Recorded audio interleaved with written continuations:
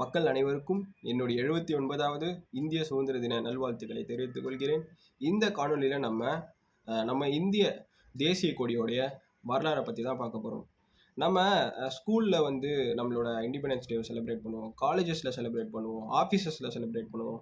ஏன் நம்மளோட அந்த கம்யூனிட்டியில் கூட நம்மளோட அப்பார்ட்மெண்ட்டாக இருக்கட்டும், இல்லை ஏரியாவாக இருக்கட்டும், அதில் கூட வந்து நம்ம செலிப்ரேட் பண்ணுவோம். ஆனால் நம்ம கொடிக்கு பின்னாடி இருக்கிற அந்த வரலாறை வந்து பார்த்திங்கன்னா நிறைய மக்களுக்கு தெரிஞ்சிருக்காது. சில பேருக்கு தெரிஞ்சிருக்கும், அதை எடுத்து ஆர்வமாக படிக்கிற மக்கள் கூட தெரிஞ்சிருக்கும். பட் நிறைய மக்களுக்கு வந்து கொடிக்கு பின்னாடி இருக்கிற அந்த வரலாறு தெரியாது. அந்த வரலாற்றை தான் நம்ம இந்த வீடியோவில் பார்க்க போகிறோம். ஸோ இது independence day special video. So நம்ம இந்திய தேசிய கொடியை பற்றின வரலாறு நம்ம எல்லாருமே கட்டாயமாக தெரிஞ்சிருக்கணும். அதை மையமாக வச்சு தான் நான் இந்த வீடியோ வந்து மேக் பண்ணுறேன். ஹோப் உங்களுக்கு வந்து இந்த வீடியோ ரொம்ப ஹெல்ப்ஃபுல்லாக இருக்கும் நம்புகிறேன். இந்த வீடியோ நீங்கள் பார்க்கறது மூலிமா நம்ம இந்திய தேசிய கொடி எப்படி வடிவமைக்கப்பட்டது, அதுக்கு பின்னாடி உள்ள அர்த்தங்கள் என்ன அப்படின்றத நம்ம இந்த காணொலி மூலம் தெரிந்து கொள்ள முடியும். Okay, so let's get in to this video and hope எல்லாருமே நலமாக இருக்கீங்கன்னு நம்புகிறேன். 1947 ஜூலை 22 நம்மளோட கான்ஸ்டியூஷன் அசம்பிளினால நம்மளோட இந்திய தேசிய கொடி அடாப்ட் பண்ணப்பட்டுச்சு. அப்போ தான் இந்த கொடியை வந்து நம்ம ஏற்றுக்கிட்டோம். ஆனால் அஃபிஷியலாக வந்து நம்ம என்னைக்கு நம்ம செலிப்ரேட் பண்ணோம்னா நம்மளோட ஃபர்ஸ்ட் இண்டிபெண்டன்ஸ் டே, அதாவது August 15, 1947 அப்போ தான் நம்ம அஃபிஷியலாக வந்து நம்மளோட ஃப்ளாக் வந்து நம்ம வாய்ஸ் பண்ணோம். அதுக்கு முன்னாடி வந்து பார்த்திங்கன்னா நம்ம அடாப்ட் பண்ணது வந்து பார்த்திங்கன்னா July 22, 1947 அன்றைக்கே வந்து நம்மளோட தேசிய கொடியை வந்து அடாப்ட் பண்ணிட்டோம். இதை வடிவமைச்சவர் வந்து பெங்காலி வெங்கையா. அவரோட ஃபோட்டோவை நான் வந்து இந்த வீடியோவில் நான் போடுறேன், உங்களோட ரெஃபரன்ஸ்க்கு நீங்கள் பார்த்து தெரிஞ்சுக்கோங்க. அண்ட் நம்மளோட இந்திய தேசிய கொடி ஒரே ஒரு இது மட்டும்தான் கொண்டிருக்கா அப்படின்னு கேட்டிங்கன்னா கிடையாது. 1947 2025 வரைக்குமே நம்ம வந்து மூவர்ண கொடின்னு சொல்ல போகிற ட்ரைரங்கா ட்ரைகலர் அந்த கொடியை தான் நம்ம பயன்படுத்தியிருக்கோம். அதுக்கு முன்னாடி வந்து பார்த்திங்கன்னா 1947, அதாவது பிரிட்டிஷ் காலனி ஆதிக்கத்தின் கீழ் இருந்த இந்தியா நிறைய கொடிகளை வந்து கண்டிருக்கிறது. நிறைய வெவ்வேறு வடிவங்களான அந்த கொடிகளை வந்து கொண்டது. அந்த கொடியை வந்து நான் உங்களுக்கு டிஸ்பிளே பண்ணுறேன். நீங்கள் எல்லாருமே இதை பார்த்து தெரிஞ்சுக்கோங்க. இப்போது கிரவுன் ரூல் வந்து 1858 அந்த ஆண்டில் தான் 1858ஆம் ஆண்டில் தான் வந்து கிரவுன் ரூல் வந்தது. அதுக்கு முன்னாடி வந்து பார்த்தீங்கன்னா கிழக்கு இந்திய கம்பெனி தான் வந்து நம்மளை காலனி ஆதிக்கத்தின் கீழ் வந்து வச்சிருந்தது. இப்போ நம்ம இந்த வீடியோவில் வந்து பர்டிகுலராக நம்ம என்ன பார்க்க போகிறோம்னா 1947 2025 இன்னை வரைக்கும் நம்ம வந்து நம்மளுடைய தேசிய கொடியான மூவர்ண கொடியோடைய அந்த வரலாறை தான் நம்ம இன்னைக்கு பார்க்க போகிறோம். நீங்கள் நல்லா நோட்டீஸ் பண்ணியிருப்பீங்க, நம்மளோட மூவர்ண கொடி, நான் பேர்லேயே சொல்கிறேன் மூவர்ண கொடி, 3 வர்ணங்களை கொண்டது. அதுக்கு நடுவில் ஒரு சக்கரா, அது வந்து தர்ம சக்கரா, அது அசோக சக்கரான்னு சொல்லுவாங்க. அதை பற்றி நான் பின்னாடி வரேன். இந்த மூவர்ண கொடி வந்து பார்த்தீங்கன்னா சாஃப்ரான் காவி நிறம், வெள்ளை நிறம் ஒயிட், அண்ட் அதுக்கப்புறம் வந்து பார்த்தீங்கன்னா க்ரீன் பச்சை நிறம், 3 நிறங்களை கொண்டது. வெள்ளை நிறத்துக்கு நடுவில் வந்து பார்த்தீங்கன்னா உங்களுக்கு அசோகா சக்கரா வந்து இருக்கும். 24 ஸ்பைக்ஸ் வந்து அதில் இருக்கும். 24 ஸ்பைக்ஸ் வந்து இருக்கும். அந்த அசோக சக்கரா தம்ம சக்கரா அப்படின்னு வந்து சொல்லுவாங்க. ஓகேங்களா, இது வந்து எப்படி இங்கே எடுக்கப்பட்டது அப்படின்னு பார்த்தீங்கன்னா அசோக மாமன்னர் இருக்காங்க, மௌரிய பேரரசர் அசோகர்.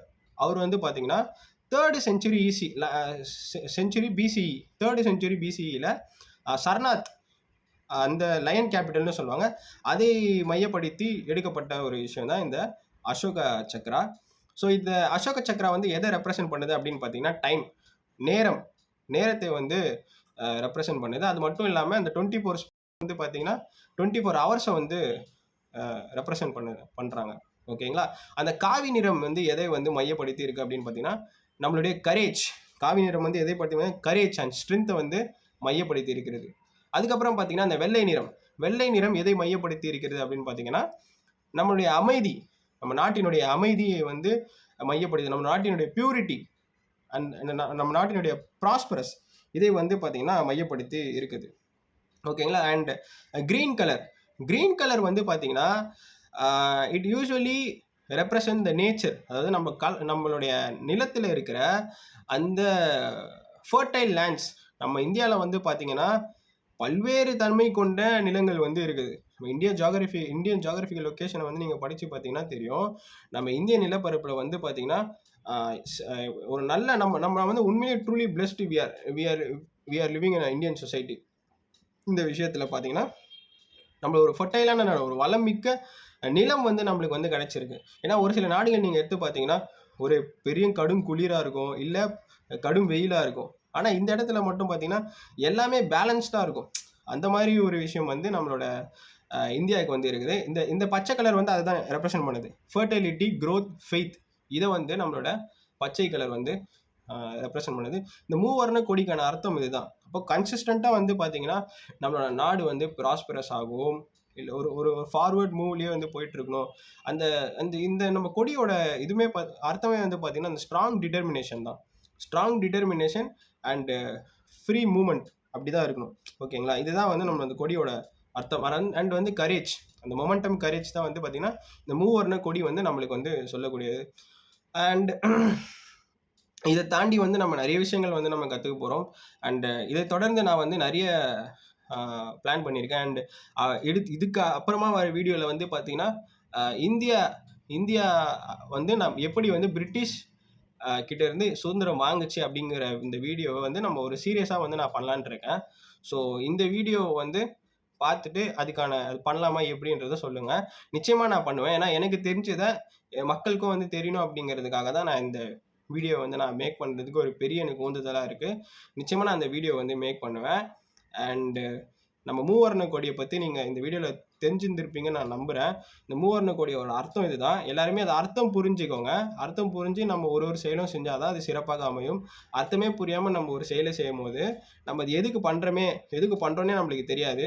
ஸோ அந்த ஒரு விஷயத்துக்காக தான். ஏன்னா ஒவ்வொரு இந்திய குடிமகனும் நம்மளுடைய இந்திய தேசிய கொடியோட வரலாறு நிச்சயமாக தெரிஞ்சிருக்கணும். அதுக்கு தான் இந்த வீடியோவை நான் போடுற நோக்கமே. மற்றபடி ஒன்றும் இல்லை. அண்ட் இதை தொடர்ந்து நம்ம வந்து இந்தியா வந்து எப்படி பிரிட்டிஷ் கிட்ட இருந்து சுதந்திரம் வாங்குச்சு, நம்ம நாடு எப்படி சுதந்திரம் பெற்றது அப்படிங்கிற வீடியோ ஒரு சீரியஸாக வந்து போடலாம். ஏன்னா ரொம்ப லென்த்தியாக இருக்கும். மாடர்ன் இந்தியன் ஹிஸ்ட்ரி வந்து ரொம்ப லென்த்தியாக இருக்கும். ஏன்னா ஒரு பார்ட்டியுமே நான் உங்களுக்கு வந்து சொல்லணும். பார்ட்டிஷன் ஆஃப் பெங்கால் அண்டு 1857 அதுக்கு முன்னாடி 1857 அந்த சிப்பாய் மியூட்னி, இதை பற்றி நான் அப்படியே அந்த ஒரு ஆரிஜின்லேருந்து நான் பேசினா தான் உங்களுக்கு வந்து புரியும். ஸோ இந்த வீடியோவை தொடர்ந்து இந்தியா எப்படி காலனி ஆதிக்கத்தின் கீழ் நம்மளை வந்து வைத்திருந்த பிரிட்டிஷ் கிட்ட இருந்து சுதந்திரம் பெற்றது அப்படிங்கிறத நம்ம அடுத்த வீடியோவில் பார்ப்போம். இந்த வீடியோவை பொறுமையாக பார்த்த அனைத்து மக்களுக்கும் என்னுடைய நன்றி. And keep supporting me. நிச்சயமாக நான் வந்து எனக்கு என்ன தெரியுதோ நான் அதை வந்து உங்களுக்கு நான் ஷேர் பண்ணுறேன்.